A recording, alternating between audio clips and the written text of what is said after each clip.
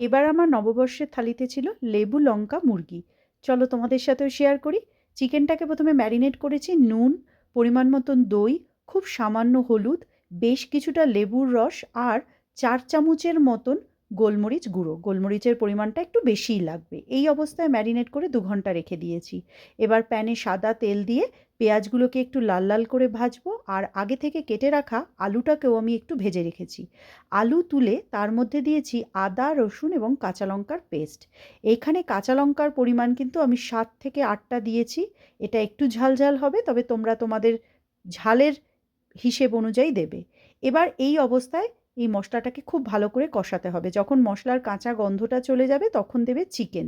এবার চিকেনটাকেও আরও সময় নিয়ে কষাও। এই অবস্থায় একটা লেবু পাতা দিয়ে দিয়েছি, আর আমি দিয়েছি বেশ কিছুটা গোটা রসুন আর ভেজে রাখা আলু।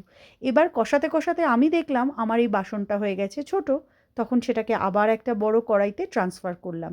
তারপরে দিলাম নুন, আর দিলাম ভেজে রাখা জিরের গুঁড়ো আর বেশ কিছুটা গোলমরিচ গুঁড়ো। এখানে কিন্তু গোলমরিচ এবং কাঁচা লঙ্কার পরিমাণ কিন্তু বেশি দিতে হবে, তবেই সেই স্পাইসি একটা খুব সুন্দর ফ্লেভার আসবে। কষানোর পর যখন চিকেন থেকে কিছুটা জল ছাড়বে তখন সেখানে গরম জল দিতে হবে। যতটা ঝোল রাখতে চাও, তবে এটাতে একটু ঝোল ঝোল হলে খেতে ভালো হয়। জল দেওয়ার পর এবার এটাকে ঢাকা দিয়ে হতে দাও।